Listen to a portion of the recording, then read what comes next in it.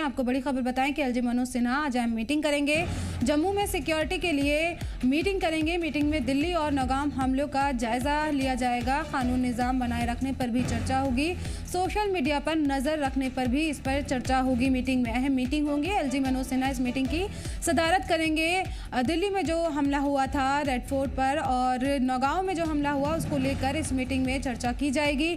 इसके साथ ही social media पर जो तमाम तरह की अफवाहें फैलाई जाती हैं उसको लेकर भी नजर रखने पर भी इसमें हिकमत अमली बनाई जाएगी, चर्चा की जाएगी। एलजी मनोज सिन्हा की सदारत में ये मीटिंग होगी। जम्मू में सिक्योरिटी के लिए अहम मीटिंग करेंगे। दिल्ली में जो धमाका हुआ था और नौगाम हमले का जायजा लिया जाएगा। इस मीटिंग में कानून निज़ाम को बनाए रखने पर भी चर्चा होगी। सोशल मीडिया पर नजर रखने पर भी इस मीटिंग में चर्चा की जाएगी। अहम जानकारी, बड़ी खबर आपको बता दें कि एलजी मनोज सिन्हा मीटिंग करेंगे। इस मीटिंग में दिल्ली हमले और नौगांव में जो हमला हुआ है उसके ऊपर चर्चा की जाएगी और साथ ही सोशल मीडिया पर नज़र रखने के लिए भी हिकमत अमली पर चर्चा की जाएगी। कानून निज़ाम बनाए रखने पर भी चर्चा होगी। इस मीटिंग में बड़ी मीटिंग, अहम मीटिंग करेंगे एलजी मनोज सिन्हा। एलजी मनोज सिन्हा आज मीटिंग करेंगे। जम्मू में सिक्योरिटी के लिए मीटिंग करेंगे और दिल्ली और नौगाम हमले का जायजा लिया जाएगा। कानून निज़ाम बनाए रखने पर भी मीटिंग में चर्चा होगी। सोशल मीडिया पर नज़र रखने पर चर्चा की जाएगी। इस मीटिंग में एलजी मनोज सिन्हा की सदारत में अहम मीटिंग होगी जिसमें सिक्योरिटी के सूरत हाल पर चर्चा की जाएगी और दिल्ली में जो धमाका हुआ रेड फोर्ट पर उस पर और नौगांव में जो हमला हुआ उसको लेकर इसमें चर्चा की जाएगी और सिक्योरिटी निज़ाम को मज़ीद बेहतर करने और सख्त करने के लिए भी में चर्चा होगी। इसके साथ ही सोशल मीडिया पर जो चर्चाएं होती हैं उस पर भी चर्चा की जाएगी इस मीटिंग में। और मज़ीद जानकारी के लिए हमारे नुमाइंदे राही कपूर हमारे साथ जुड़ गए हैं। राही, क्या जानकारी है? आज मीटिंग होने वाली है, कब होगी ये मीटिंग, किस टाइम होगी ये मीटिंग, क्या कुछ इसमें अहम रहने वाला है? देखिए यास्मीन, जिस तरह से दिल्ली रेड फोर्ट में एक ब्लास्ट हुआ था और वहां पर भी कुछ लोग मारे गए थे, जबकि उसके बाद नौगाम में एक ब्लास्ट हुआ, वहां भी हमारे जो है वो लोग वहां पर जो मारे गए या कुछ लोग शहीद हुए थे। इन दोनों ब्लास्ट के बाद लगातार जम्मू कश्मीर की सुरक्षा व्यवस्था को जो है वो बढ़ा दिया है, यानी बहुत इंक्रीज कर दिया है जी। वो चाहे एंट्रेंस पॉइंट हो या फिर आसपास के क्षेत्र हो या फिर बॉर्डर के क्षेत्र हो, इन सब चीजों को मद्देनजर रखते हुए आज एलजी मनोज सिन्हा एक बड़े बैठक जो है वो करने जा रहे हैं। और इस बैठक का जो खास उद्देश्य है वो ये है कि तमाम सुरक्षा एजेंसियों के साथ जितनी भी हमारी जो एंटी टेरर ऑपरेशंस ग्रुप्स हैं उनके साथ जो है एक बड़ी बैठक की जाए सुरक्षा एजेंसियों के साथ, ताकि इन सब चीजों की समीक्षा की जाए कि किस तरीके से आतंकवाद को रोकना है और किस तरीके से जो सस्पेक्टेड इस टाइप की खबरें जो है जम्मू कश्मीर के डिफरेंट हिस्सों से आ रही हैं, इन्हें किस तरीके से रोकना है, सुरक्षा व्यवस्था को और कैसे जो है वो बढ़ाना है। तो इन सब चीजों को लेकर एक स्पेशल आज मीटिंग जो है वो लेंगे, जिसमें डीजीपी जम्मू कश्मीर पुलिस के और जो है सीआरपीएफ के डीजी या तमाम बड़े जितने भी सुरक्षा एजेंसियों के बड़े अधिकारी हैं वो इसमें शामिल होंगे। खास तौर पर सबसे अहम जो नजर रहेगी वो रहेगी सोशल मीडिया पर, क्योंकि सोशल मीडिया पर लगातार इस तरीके का जो प्रचार किया जा रहा है, चाहे वो देश विरोधी गतिविधियों में सम्मिलित कुछ लोग अपने फेक हैंडल्स बना के इस तरीके का कार्य कर रहे हैं, या फिर सीमा के उस पार बैठे हुए जो आतंकवादी हैं या उनके जो हैंडलर हैं या उनके जो समर्थक हैं वो इस तरीके का एक नैरेटिव, एक प्रोपेगेंडा टाइप फैलाते हैं, उन पर किस तरीके से रोकथाम की जाए, ये तमाम आज की इस मीटिंग में इन चीजों पर फोकस किया जाएगा। दूसरा, जो लोग आतंकवाद के साथ मिले हुए हैं, आतंकवाद में लिप्त हैं या जिनकी गतिविधियां नोटिस कर रही हैं, उनके खिलाफ भी किस तरीके का एक्शन जो है वो आने वाले समय में और ज्यादा जो है वो भारी एक्शन हो सकता है, इन सब चीजों को लेकर आज समीक्षा होगी। एलजी मनोज सिन्हा लगातार पिछले 2-4 दिनों से राजौरी, पुंछ का भी उन्होंने दौरा किया है, डिफरेंट हिस्सों में वो पहुंच रहे हैं, लेकिन जिस तरीके से जम्मू कश्मीर के हालात बने हुए हैं, या दिल्ली बॉम्ब ब्लास्ट हुआ, उसके बाद नौगाम में हुआ, और इन दोनों ब्लास्ट के बाद सुरक्षा व्यवस्था चौकन्नी की गई है। जो बाहर से प्रवासी मजदूर आ रहे हैं या जो भी लोग हैं उनकी जांच की जा रही है। ये जो इस पूरे नेटवर्क में, यानी ये जो इस अटैक में जो पूरा डॉक्टर्स का मॉड्यूल्स था जो आतंकवादियों के साथ दे रहे थे या इस तरीके का षड्यंत्र रच रहे थे, वो भी बस्ट किया है। हालांकि इन्वेस्टिगेशन जारी है, लेकिन आज की ये जो बैठक है काफी अहम बैठक मानी जा रही है, अहम रहने वाली है मीटिंग। और क्या कुछ खास तैयारियां की गई हैं इस मीटिंग के हवाले से, और यहाँ पर सिक्योरिटी को लेकर क्या कुछ इंतजाम किए हैं? देखिए यास्मीन, तैयारियां जो है वो खास तौर पर जितने भी जम्मू शहर के आसपास जो है कि क्षेत्र हैं वहां पर सुरक्षा व्यवस्था कड़ी की गई है, क्योंकि इस मीटिंग में न केवल एलजी मनोज सिन्हा जी। बल्कि उनके साथ सिक्योरिटी के बड़े अधिकारी भी मौजूद रहेंगे, चाहे वो सुरक्षा एजेंसियों के हो या फिर हमारी ऑपरेशनल जो फोर्सेस हैं जिसमें इंडियन आर्मी, बीएसएफ, उसके बाद Jammu Kashmir police, CRPF, ITBP, जी। सीआईएसएफ, जितने भी हमारी ऑपरेशनल टीम्स रहती हैं जिनका दायित्व है सिक्योरिटी को संभालना, वो इसमें जो है उनके अधिकारी बड़े इस मीटिंग में सम्मिलित होंगे। और साथ में एक मैसेज भी देने का प्रयास किया जा रहा है कि मतलब कि जो लोग भी इसमें लिप्त पाए जाएंगे उनके खिलाफ कार्रवाई होगी, क्योंकि जी। एमएचए की साफ तौर पर गाइडलाइन है। भारत सरकार ने कहा है कि आतंक के खिलाफ किसी तरीके का कोई कंप्रोमाइज नहीं है, उन्हें मुंह तोड़ जवाब दिया जाएगा और दिया भी जा रहा है। लेकिन आज की मीटिंग बेहद खास है और इस बैठक के बाद क्या कुछ निकल कर सामने आएगा वो देखना जी। जो है वो दिलचस्प होगा।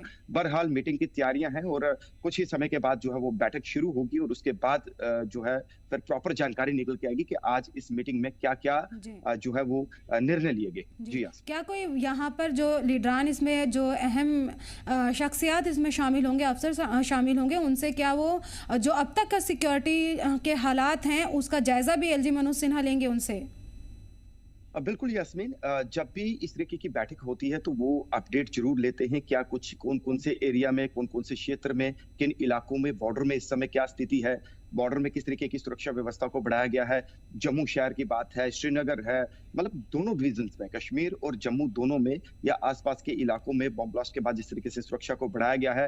और खास तौर पर इन्वेस्टिगेशन का भी मतलब इन्वेस्टिगेशन के हवाले से भी वो बात कर सकती है। और साथ में जो जांच, जो भी इस पूरे मॉड्यूल के साथ जो लोग जुड़े हुए हैं उस पर भी समीक्षा जो है वो हो सकती है। और खास तौर पर उन लोगों पर, जैसे सिम वेंडर हैं, तमाम जितने भी जो प्रवासी मजदूर बाहर से आए हुए हैं या जो लोग बाहरी राज्यों से आकर यहाँ पर काम कर रहे हैं, उनकी भी इन्वेस्टिगेशंस जो है वो स्टार्ट हो चुकी है। तो ये सब चीजें एक सिक्योरिटी कंसर्न का पार्ट है। किसी भी किस्म का कोई जो है वो कोताही सुरक्षा एजेंसियां नहीं बरतना चाहती, क्योंकि उनका ये फोकस है कि जिस भी इलाके से कोई भी इस तरीके की खबर मिलती है तो उस पर तुरंत एक्शन किया जाए। हालांकि जो हमारा जम्मू कश्मीर का एंट्रेंस पॉइंट है, प्रवेश द्वार है लखनपुर, वहां भी सुरक्षा व्यवस्था कड़ी की गई है। जम्मू शहर के विभिन्न मंदिरों में, रेलवे स्टेशन, जो मस्जिद, जो भीड़ भाड़ वाले इलाके हैं या फिर टूरिज्म वाले इलाके हैं, वहां भी सुरक्षा व्यवस्था को कड़ा किया गया है। जहां पर सुरक्षा बलों को लगता है कि ये कोई सस्पेक्टेड है या फिर किसी पर कोई शक होता है तो उसकी जांच करते हैं, उसकी पूछताछ करते हैं। और दूसरा बड़ा संदेश एलजी प्रशासन की तरफ से, सरकार प्रशासन की तरफ से एक और बड़ी कार्रवाई की जा रही है। यास्मीन, मैं वो जरूर ऐड करना चाहूंगा कि जो लोग नशा तस्कर हैं, नशा माफिया हैं, या फिर जो लोग सीमा के पार कुछ गलत गतिविधियों में सम्मिलित हैं, उन पर कार्रवाई जम्मू कश्मीर एलजी प्रशासन ने शुरू कर दी है। यानी जो बड़ी मात्रा में जो जमीन उन लोगों ने हड़पी है वो उनके घरों पर एक्शन करके, क्योंकि वो लिप्त पाए गए हैं या फिर टेरर फंडिंग में या टेरर एक्टिविटीज में जो कि सीमा के पार जिस लोगों से कनेक्टेड हैं, तो उन पर कार्रवाई भी लगातार शुरू हो चुकी है। केवल जम्मू के अंदर नहीं बल्कि जम्मू संभाग के डिफरेंट एरियाज में, कश्मीर में उनकी जमीनों को, उनकी प्रॉपर्टीज को सीज किया जा रहा है। और वहां पर साफ तौर पर यह संदेश है कि आतंक के खिलाफ सख्त कार्रवाई जो है वो की जाएगी। दहशतगर्दों के खिलाफ में सख्त कार्रवाई की जाएगी। अहम मीटिंग आज एलजी मनोज सिन्हा की सदारत में होने वाली है और इसमें कई अहम फैसले लिए जा सकते हैं। बहुत बहुत शुक्रिया राही इन तमाम जानकारी के लिए। और आपको बता दें कि 4 आईएएफ जवानों पर हमले के मामले में 1990 के हमले में जो हुआ था उसमें यासीन मलिक को मेन शूटर बताया गया है। उमेश्वर सिंह ने यासीन मलिक को पहचान लिया है और उनका कहना है कि मलिक ने फेरन के अंदर से फायर किया था। हमला 25 जनवरी 1990 में हुआ था। इसमें 4 एएफ जवान मारे गए थे, कई जवान जख्मी भी हुए थे। कोर्ट में यासीन मलिक की पहचान दर्ज हो गई है। तो ये बड़ी खबर आपको बता दें कि 1990 के हमले के मामले में यासीन मलिक को मेन शूटर बताया गया है। उमेश्वर सिंह ने यासीन मलिक की पहचान की है और उमेश्वर का कहना है कि यासीन मलिक ने फेरन जो पहना था उसके अंदर से फायर किया था। ये बड़ी खबर आपको बता दें, 1990 के हमले के मामले में जो जनवरी में हुआ था, 4 आईएएफ जवानों पर यह हमला हुआ था जिसमें उनकी मौत हो गई थी और कई जवान जख्मी भी हुए थे। इस हमले के मामले में यासीन मलिक को मेन शूटर बताया गया है। और मजीद जानकारी के लिए हमारे नुमाइंदे मीर उमर हमारे साथ जुड़ गए हैं। मीर, क्या जानकारी है? बड़ी खबर ये सामने आई है कि यासीन मलिक को मेन शूटर बताया गया है। जी बिल्कुल, क्योंकि अभी करंटली जो है CBI Tada special court Jammu में इस केस को हवाले से जो है प्रोसीडिंग्स चल रही हैं। और इसमें यासिर मलिक जो है अभी करंटली तिहाड़ जेल में अभी अपनी लाइफ सेंटेंस निकाल रहे हैं और जी। वीडियो कॉन्फ्रेंसिंग के थ्रू जो है इन प्रोसीडिंग्स में वो शामिल होते हैं। और रिसेंट जिस तरह से आइडेंटिफिकेशन की जो है बात सामने आई है, जिसमें बताया जा रहा जी। है कि जो राजवार उमेश्वर सिंह जो है उन्होंने यासीन मलिक को आइडेंटिफाई किया है और उनकी टेस्टिमनी के मुताबिक उनका कहना है कि यासीन मलिक ने पेरेंट्स से गन निकाल के उस टाइम पे जी। फायर किया था। हालांकि इस इंसिडेंट की अगर हम बात करें तो ये 1990 में हुआ था, जी। जनवरी 25 को। उस टाइम पे जो इंडियन एयरफोर्स के जितने भी लोग जो थे वो एक पिकअप बस का इंतजार कर रहे थे और उसी दौरान बताया गया कि इन पे हमला हुआ था और जिसमें खासतौर पर इंडियन एयरफोर्स के 4 जो ऑफिसरान जो है वो उस वक्त जान बहक हुए थे। हालांकि कई सारे लोग जो है उस वक्त जख्मी भी हुए थे। जी। और तब से जो है इस मामले को लेकर प्रोसीडिंग्स चल रही हैं। हालांकि 2020 में भी जो है इस मामले को लेकर जो है टाडा कोर्ट में जो है इसकी प्रोसीडिंग्स चली है और लगातार जो है इस मामले को इन्वेस्टिगेट किया जा रहा है और जो एविडेंसेस हैं उनको भी लगातार जो है उनको इन्वेस्टिगेट किया जा रहा है। और जिस तरह से इस मामले को लेकर proceedings special TADA court CBI की जी। तरफ से जो है लगातार की जा रही है, उसी एक प्रेजेंटेशन में जो है ये बताया गया है कि राजवार उमेश्वर सिंह ने यासीन मलिक को आइडेंटिफाई किया है और उनकी टेस्टिमनी के मुताबिक यासीन मलिक ही था जिसने फेरन से गन निकाल के उन पे हमला किया था। जी। और उस हमले के दौरान जिस तरह से मैंने कहा कि एक जो सीनियर जो ऑफिसर थे इस एयरफोर्स के, जिसका नाम रवि खन्ना, जो कि जी। स्क्वाड्रन लीडर थे, वो भी इस हमले में जो है जान बहक हुए थे। लेकिन कई सारे इंडियन एयरफोर्स के जो एहलकार जो है वो उसमें जख्मी भी होते और उन्हीं जख्मियों में अभी करंटली जिस तरह से राजवार उमेश्वर सिंह जो है इनकी लगातार जो है पेशी इस केस के हवाले से होती है जी। एज ए विटनेस के तौर पर।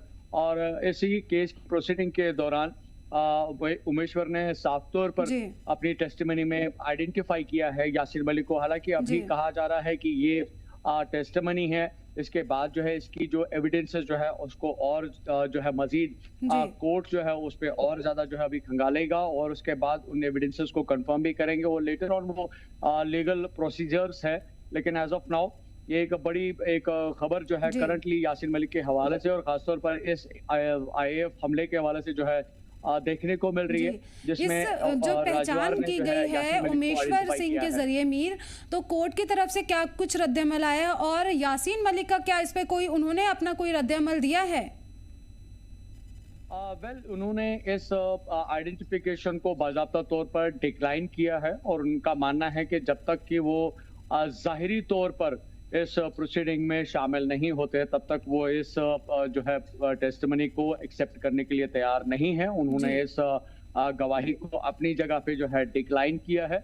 और वहीं पे जिस तरह से आपने ऑनरेबल कोर्ट के हवाले से जो है प्रोसीडिंग्स के बारे में कहा जी। कि इसकी जो प्रोसीडिंग्स जो है या जो एविडेंसेस की जो क्रॉस एग्जामिनेशंस हैं या जो स्टेटमेंट्स की जो क्रॉस एग्जामिनेशंस हैं, उसका प्रोसेस जो है एक लीगल प्रोसीजर के थ्रू जो है वो चलेगा और सभी जो स्टेटमेंट्स जो है उनको एविडेंसेस के जरिए जो है या प्रोसिक्यूटर्स जिस तरह से अपने दलाइल पेश करेंगे उसके मुताबिक जो है उन सभी चीजों को क्रॉस एग्जामिन करने के बाद जो जी। है उसको कन्विक्ट जो है वो क्लियर किया जाएगा। लेकिन एज ऑफ नाउ ये एक कोर्ट की टेस्टिमनी है जिसको मल्टीपल मीडिया प्लेटफॉर्म्स के जरिए जो है या प्रेस प्लेटफॉर्म्स के जरिए जो है आज शेयर जी। किया गया है।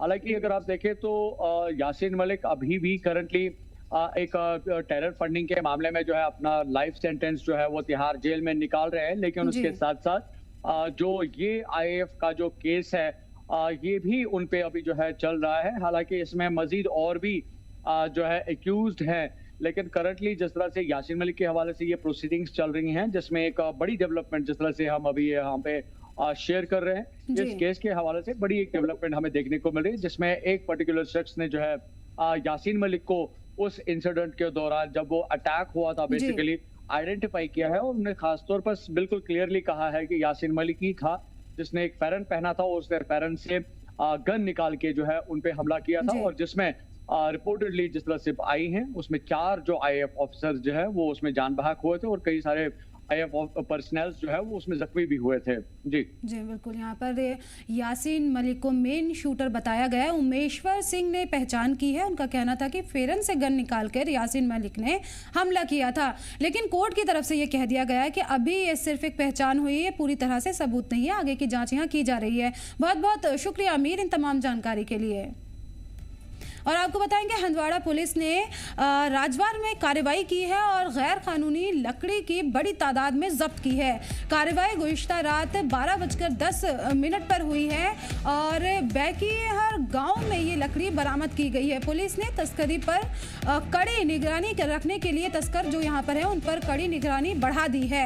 ये बड़ी खबर आपको बता दें कि गैर कानूनी लकड़ी बरामद की गई है। गुज़िश्ता रात ये लकड़ी बरामद की है और इसके साथ ही तस्करों पर भी निगरानी बढ़ा दी गई है। हंदवाड़ा से ये खबर आपको बता रहे जहां पर पुलिस ने राजवार में कार्रवाई की है और गैर कानूनी लकड़ी बरामद की है, जब्त की है। कार्रवाई रात में हुई है और इस गांव में यहाँ पर लकड़ी जो बरामद की गई है, जिसके बाद से पुलिस ने तस्करों पर कड़ी निगरानी बढ़ा दी है।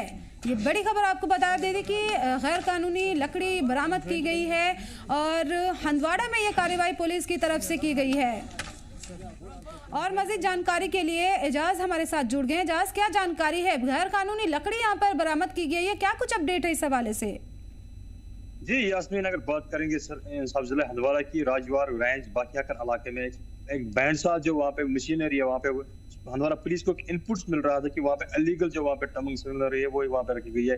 इसके बिना पर वहाँ पे हंदवाड़ा पुलिस ने वहाँ पे रात के 12 बजे वहाँ पे छापेमार कार्रवाई की और बताया जाता है कि वहाँ से 18 से 12 लाख जो 12 लाख वहाँ पे है वो जब्त की गई। उनके खिलाफ वहाँ पे FIR नंबर से जो 291 वहाँ पे दर्ज की गई और फारिश एक्ट के तहत जो वहाँ पे अगर बात करेंगे तो हंदवाड़ा पुलिस की हमेशा यही कोशिश रहती है जो भी सब सोने की लूट खसूट में मुलव्वस है उनके खिलाफ शिकंजा कसने की जा रही है। अगर हंदवाड़ा पुलिस को कल शाम देर गई इनपुट मिल रही है कि एक बैंक साथ मिल पे वहाँ पे इलीगल जो वहाँ पे लकड़ी वो स्मगलर की जाती है, इसलिए हंदवाड़ा पुलिस ने वहाँ पे मौके पर पहुंची और रात के 12:15 बजे उन्होंने वहाँ पे छापेमार कार्रवाई की और छापेमार कार्रवाई के दौरान वहाँ पे उन्होंने कहीं लकड़ी यहाँ पर बरामद की गई है। क्या इसके साथ में तस्करों को भी गिरफ्तार किया गया है? एजाज, फिलहाल तो यास्मीन मैं आपको बताता चलूं कि फिलहाल तो हंदवाड़ा पुलिस ने वहाँ पे FIR नंबर 251 वहाँ पे दर्ज की गई। फिलहाल तो इन्वेस्टिगेशन कर रही है कि ये लकड़ी कहाँ से आई और किसकी थी और कहाँ पे ले जाने वाली थी। फिलहाल तो इन्वेस्टिगेशन चल रही है। अब आने वाले दिनों में पता चलेगा कि इसमें मुलव्वस कौन था और कौन कौन इसमें